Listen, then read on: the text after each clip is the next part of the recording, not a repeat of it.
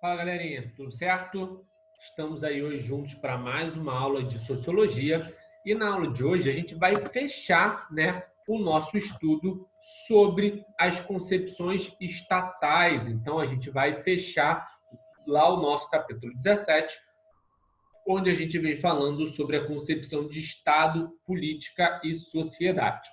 A gente já falou sobre os Estados modernos, a gente já falou sobre a teoria do Estado liberal, a teoria do Estado do bem-estar social, e hoje a gente vai falar sobre a teoria do Estado neoliberal.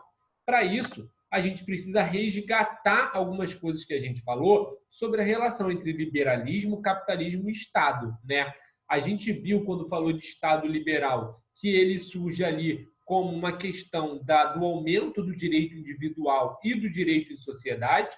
Então, ele vai contra, né, a ideia do absolutismo monárquico, ele surge num momento de ascensão do iluminismo, né? E ele coloca em destaque o pacto social, que na verdade é o escolhido pela sociedade e através do pacto social que a sociedade faz de dar poder àquele indivíduo, onde você estabelece ali acordos de individualidade, acordos de cooperação social para a manutenção desse movimento. Aí então, com essa ideia de maior individualidade e com essa ideia de maior responsabilidade, vem em alcunha a ascensão do capitalismo, ou seja, vem junto com o modelo de liberalismo a ascensão do capitalismo, uma vez que agora você tem um motivo racional para a diferença entre ricos e pobres, né? Antes, a igreja determinava isso como sendo algo como bênção divino, agora não, né? Agora, aquele que se dedica, que se esforça, a meritocracia, ela passa a fazer parte do discurso e aqueles que não fazem parte dentro desse contexto estão designados a um outro tipo de vida social. Logo, então, você começa a ter observações, né? Então, você começa a ter críticas a esse modelo neoliberal, ou melhor, ao modelo liberal, porque você começa a ver que por mais que o trabalhador ele se esforce, ele se dedique, ele dedique horas ao trabalho, quem enriquece é sempre o dono dos bens de produção, o dono da terra. Você tem uma exploração cada vez mais do operário, você tem uma divisão de classes bem colocada entre burguesia, dono de terra, proletário, rei, né? Você tem ali aquelas divisões bem colocadas e aí então você começa a ver outras estruturas. É claro que a gente tem que observar essa transição. Como é que eu saio do Estado liberal, onde eu tenho a maior liberdade, e transito para um estado de bem-estar social? O que me faz sair de um modelo onde eu não quero a intervenção do Estado, onde eu exijo que o Estado não interfira na economia, para um movimento onde eu necessito da intervenção estatal? Aí a gente tem dois movimentos, tá? Dois movimentos que, aliás, criticam o liberalismo, que é justamente o nazifascismo, a ascensão dos regimes totalitários na Europa, o comunismo, né, que é aí de fato a intervenção máxima do Estado na economia, e a Segunda Guerra Mundial, que é precedida pela crise de 29. Então, a gente tem aí a crise de 29, que é o marco regulatório máximo, onde mostra que o liberalismo não deu certo, que a ideia de que o mercado vai se autorregular, ela não funciona, né?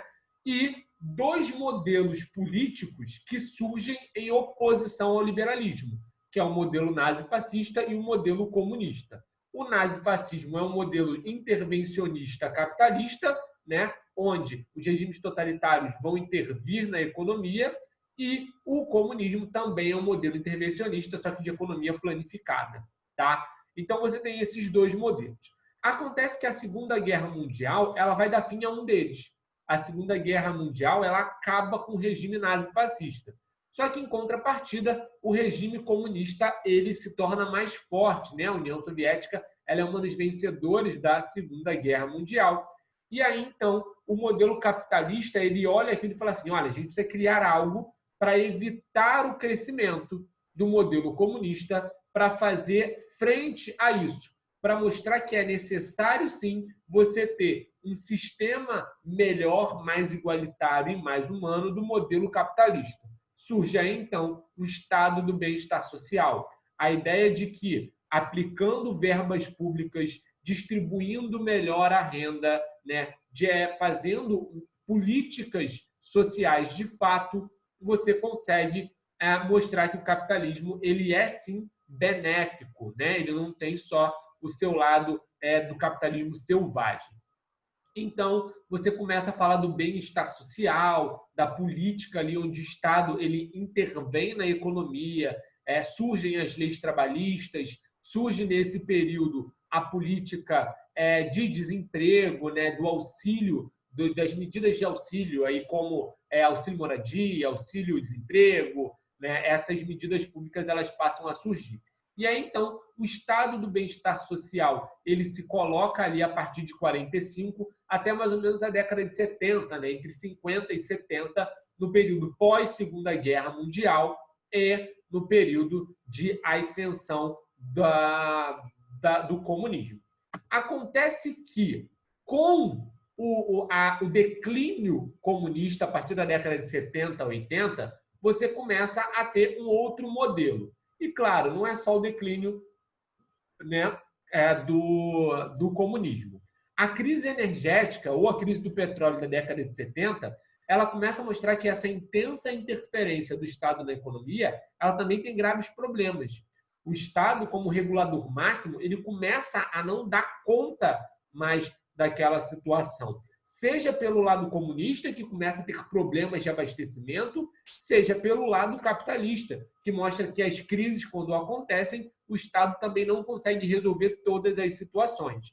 Logo, os críticos ao modelo do bem-estar social, os críticos ao modelo de intervenção do Estado na economia, eles começam a falar assim, olha, a intervenção do Estado ela não funciona. A gente precisa de um modelo mais flexível. E junto com essa teoria da flexibilidade, vem ali o desenvolvimento do toyotismo. O que é o desenvolvimento do toyotismo? É justamente um modelo de produção que vai ser mais tecnológico, vai visar uma maior produtividade, vai visar a flexibilidade do modelo de produção com auxílio tecnológico. Então surge aí um novo capitalismo que vai trazer de quebra, vai trazer junto com ele o identitário, a recuperação da identidade liberal sobre uma nova fachada que é o neoliberalismo. O que vai diferenciar o liberalismo do neoliberalismo? Primeiro, o momento como ele aparece. O liberalismo ele aparece como uma estrutura de você garantir as individualidades, os direitos sociais. Já o neoliberalismo ele surge no momento em que a União Soviética está em decadência e as políticas do Estado do bem-estar social começam a não ser efetivas por causa dos grandes gastos públicos. Então, o neoliberalismo, quando surge, ele surge num cenário de negar a intervenção do próprio capitalismo, negar aquela intervenção do Estado do bem-estar social, uma vez que, olha, é necessário que o Estado ele se autorregule. É necessário você incentivar a sua criatividade, incentivar o seu marco regulatório. E aí alguns críticos vão falar assim, então vamos voltar para o liberalismo? Vamos voltar lá para aquele modelo onde não tinha regulação? Algumas escolas vão defender isso.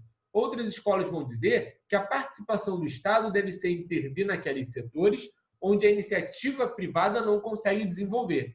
E mais, o papel do Estado é mediar, o papel do Estado é olhar e intervir quando as coisas saírem do controle ou caminharem para isso. Tá? Então, a definição do neoliberalismo é, de fato, trazer como retorno as características aí principais do liberalismo econômico. A não intervenção do Estado na economia, a vinda da iniciativa privada, a criatividade, a não intervenção, tudo isso vem dentro desse contexto. Agora, as características elas diferem um pouco, porque agora o Estado não deve estar totalmente ausente, mas deve estar na presença do Estado mínimo. Então, aquele Estado mínimo que começou a ser discutido lá na política do bem-estar social, aqui ele ganha uma nova figura. ele ganha o identitário de intervir o mínimo possível, né? Intervir o mínimo possível significa gastar o mínimo possível. Logo, o Estado tem que diminuir os seus gastos. E aí, então, a gente tem 3 importantes escolas para defender a ideia do neoliberalismo. Você tem a escola austríaca, com Hayek, que vai criticar abertamente a política de John Keynes, vai criticar a intervenção do Estado, vai dizer que o Estado não deve intervir na economia, que o Estado deve ficar de fora, o sistema privado, esse sim, deve ter o seu modelo, né, olhando a volta das principais características do modelo do liberalismo, vai ser aí a vertente da escola austríaca, também conhecida como escola europeia. Tá? A escola de Chicago, com Friedman, ela já vai ter uma outra vertente. Conhecido ali como Chicago Boys, eles vão, inclusive, prestar consultoria ao governo de Pinochet, né? A ditadura de Pinochet no Chile, e eles vão mostrar que, olha, é necessário uma menor intervenção do Estado na economia. Eu sei, é contraditório você ter um grupo de Estado neoliberal que defende o neoliberalismo intervindo, né, prestando consultoria para uma ditadura militar, mas de fato ela aconteceu. E a ideia era diminuir os gastos públicos com educação, com saúde, reduzir a participação do Estado e aumentar a participação da iniciativa privada. Por último, você tem a escola de Virgínia, ali com a Public Choice, onde elas vão conseguir trazer um pouco das duas ideias, caminhando muito mais para a não participação do Estado, onde o Estado ele deve ser um regulador à distância, onde o Estado ele deve olhar o que acontece, mas não intervir diretamente e participar apenas naquilo que a iniciativa privada não conseguir desenvolver. Tá? Claro que com o processo globalizante, com o advento da informática, com o crescimento e melhor, né, com as crises cíclicas que vão acontecendo após a década de 70, você começa a ter ali uma mudança de panorama dessa visão neoliberal, que ficou muito forte entre a década de 70 e a década de 80, mas na virada do século XXI ela começa a ser muito criticada por causa do processo de desigualdade que ela acarreta dentro desse cenário. Tá bom, pessoal? Então, a gente encerra por aqui, fecha também o nosso capítulo. Tem alguns exercícios aí para vocês praticarem e a gente se vê na próxima aula. Um grande abraço. Tchau, tchau, pessoal.